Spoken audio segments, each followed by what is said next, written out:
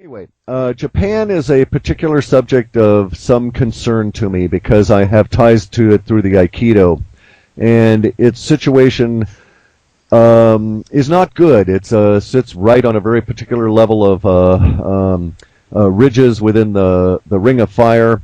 If it is lucky, it won't sink any further than it really already has. We have to understand that much of Japan is already underwater. The actual country may be 5 or 6 times what is currently occupied, based on the undersea monuments. So leaving Japan aside for a second, let's look at the elevated regions. Nepal and Bolivia, I don't expect to see much in the way of change at all. Those areas have gone through this in a previous occurrence.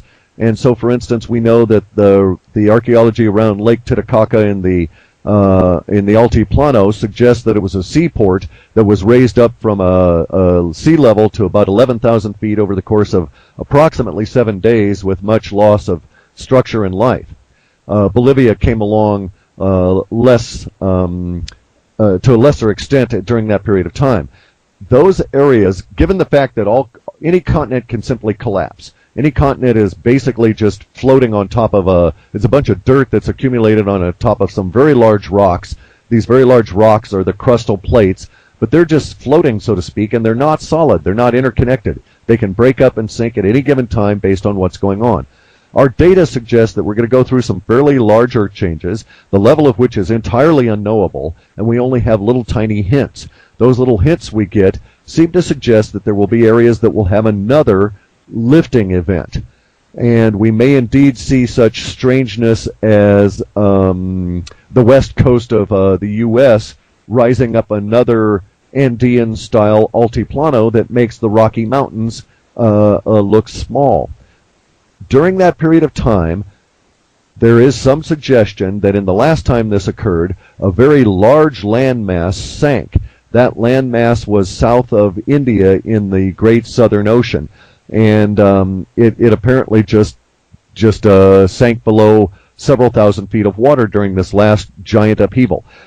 Now, let's stop for a second and look at some of the other data that seems to suggest that this time through the changes will be less horrific from a human viewpoint than previous times. So we may indeed get giant floods, but the data so far seems to suggest that the floods will not be the type that will scrub whole continents clean.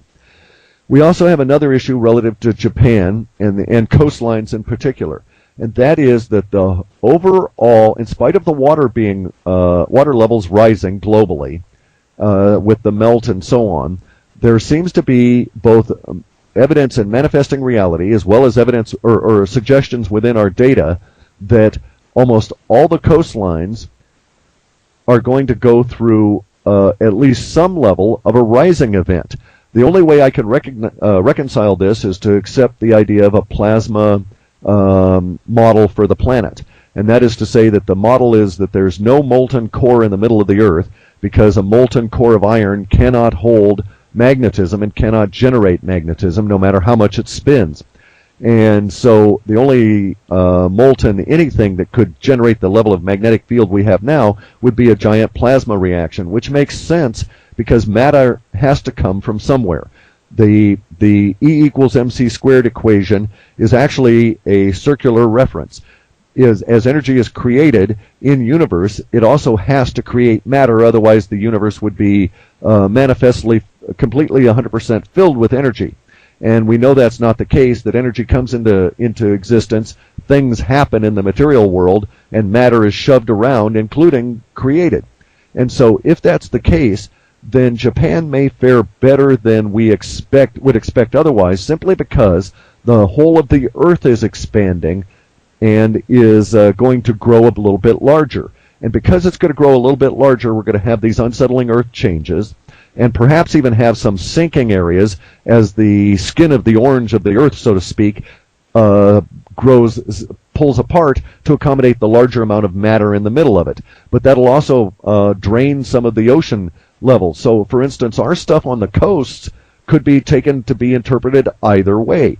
that there are going to be tidal influences that cause humans problems, but those tidal influences could be that the tides recede, and thus all of our ports may become inland bases of some 2 or 3 or 4 miles, depending on how much actual recession occurs.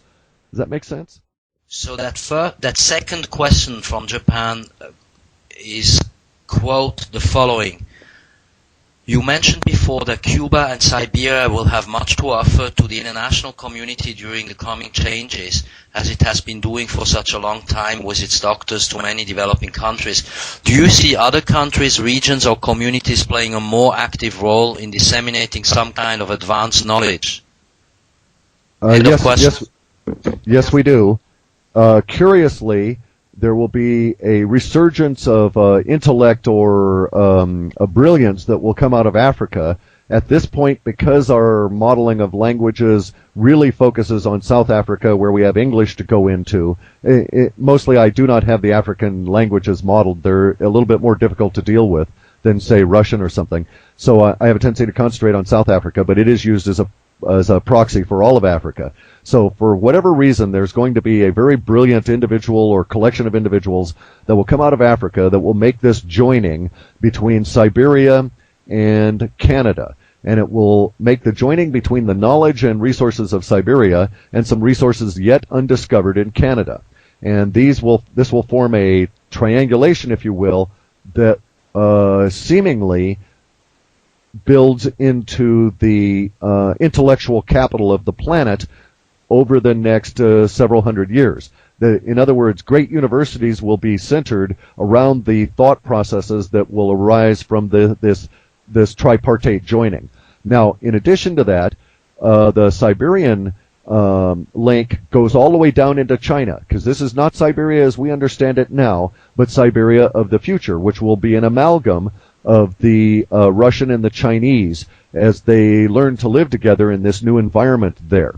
And then the Canadian experience is not merely the production of crystalline material, but also somehow is welded and melded to the First Nations peoples that live north of where these crystals will be discovered.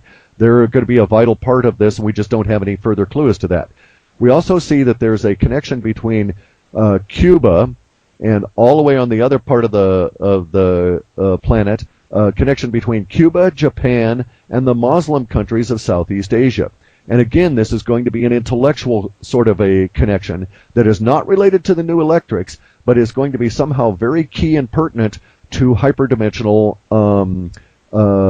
mechanisms or machinery or whatever we end up dealing with in terms of our future. So in my way of thinking about it here, my little viewpoint is that, I'll probably be buying my flying triangle, my hovering triangle craft that can take me to Mars. I'll probably be buying it from Cuba or Japan as opposed from Siberia, but the engine is probably going to come from Siberia, South Africa, and Canada joined together.